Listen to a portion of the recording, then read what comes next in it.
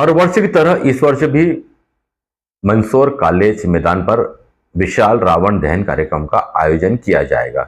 मंदसौर नगर में इस वर्ष दशहरा उत्सव को लेकर विशेष तैयारियां की गई है। शहरवासी इस बार ऐतिहासिक और अद्वितीय रावण दहन के साक्षी बनेंगे।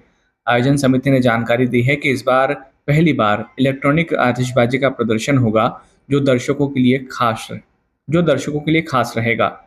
इस वर्ष 105 फीट ऊंचे रावण के विशाल पुतले का निर्माण किया गया है।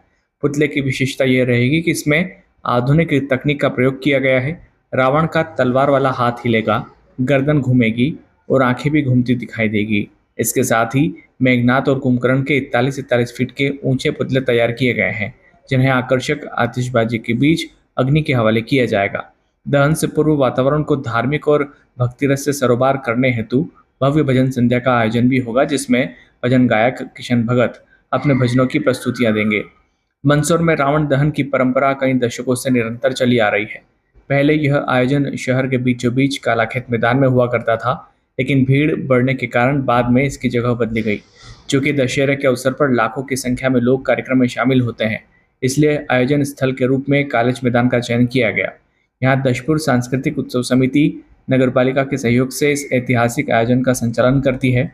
विशेष उल्लेखनीय है कि रावण निर्माण का काम पीढ़ियों से फतेहपुर सीकरी राजस्थान से आए कलाकार करते आ रहे हैं। इस बार भी इन्हीं कलाकारों द्वारा रावण का निर्माण किया गया, जो कि अब चौथी पीढ़ी है। वहीं समाजसेवी नाहरू भाई हर साल की तरह इस वर्ष भी रावण निर्माण हेतु अपना स्थल उपलब्ध करवाकर हर संभव सहयोग देकर परंपरा को आगे बढ़ा रहे हैं। इस भव्य दशहरा उत्सव को लेकर पूरे शहर में उत्साह का माहौल है।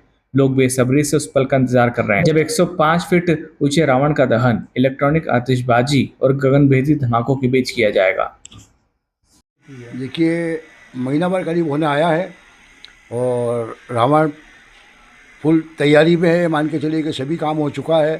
करीब 20 दिन तक तो अपने यहाँ काम चला था और उसके बाद जो है यहाँ पर छात्रावास में टेंट लगाकर वाटरप्रूफ टेंट लगाया वहाँ पर, और वहाँ जाकर जो बाकी जो काम है वो वहाँ जाकर जो कलर की पन्नी वगैरह जो भी लगाना होती है, उस पर डिज़ाइन वगैरह देना है, वो वहाँ हो रही है। क्या तो ये मान के चलिए कि लगभग पूरा काम हो चुका है। और जो सीढ़ी है वो सीढ़ी भी आज मैंने यहाँ से भेजी है, वेल्डिंग वगैरह करके। कुछ वेल्डिंग टूट गया था उसका, तो वेल्डिंग वगैरह करके भेजी है यहाँ से, और फुल तैयारी है।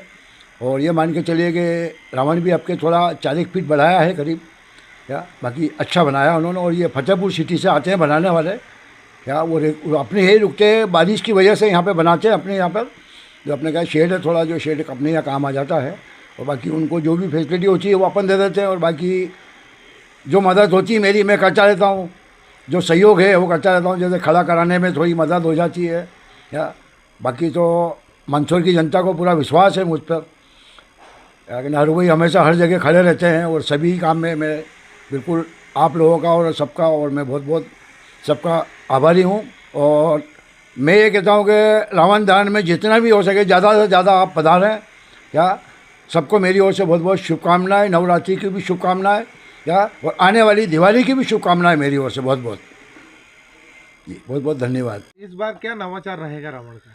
नवाचार में ये रहेगा, इस बार रावण की हाइट पिछली बार की तुलना में अधिक रहेगी। लगभग 105 फीट का रावण इस बार बनाया जा रहा है।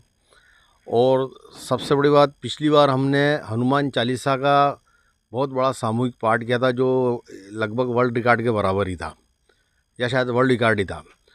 लेकिन इस बार हनुमान चालीसा की बजाय हम किशन भगत जी, जो एक बहुत ही अच्छे शिव भजन गाने वाले सुप्रसिद्ध कलाकार है देश में, महाकाल उनकी थीम रहती है, उनको धर्मस्व विभाग के माध्यम से उनको भेजा गया है। और वो इस बार यहाँ रावण दहन होने के पहले 1-2 घंटे का बहुत ही शानदार प्रदर्शन भजनों का देंगे। और क्योंकि भजन संध्या 6 बजे से स्टार्ट हो जाएगी, और सबसे बड़ी बात, इस पूरे भजन संध्या के दौरान हमारे यहाँ पे इस बार जो बड़ी शहरों की तर्ज पर इलेक्ट्रॉनिक आतिशबाजी का पहला नवाचार यहाँ पे हो रहा है, जो पहली बार हो रहा है।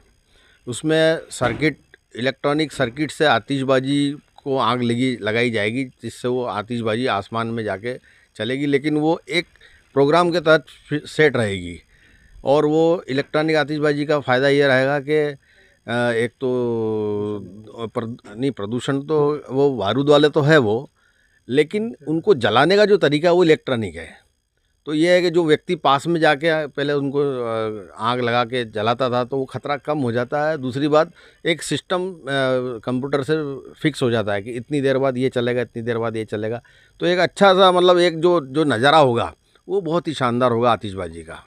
उनकी टाइमिंग सबकी बढ़िया रहेगी और इस टाइप से चलेगा। तो इस बारे में लोगों का काफ़ी उत्साह है और भजन संध्या है। और बाकी रावण दहन तो अपने उस पर रहता ही है शानदार। इस बार तो रावण का मुंह भी बंद चालू होगा, ऐसा बता रहे हैं कि रावण पहले हाथ हिलाता, वो तो सब कुछ होगा, लेकिन रावण का मुंह भी खुलेगा, बंद होगा, वो ऐसा बोलता हुआ भी नजर आएगा। अब इतने बड़े विशाल रावण के मुंह को बंद चालू करना मतलब कोई ना कोई टेक्नोलॉजी हमारे कलाकारों ने लगाई है उसमें, तो देखने लायक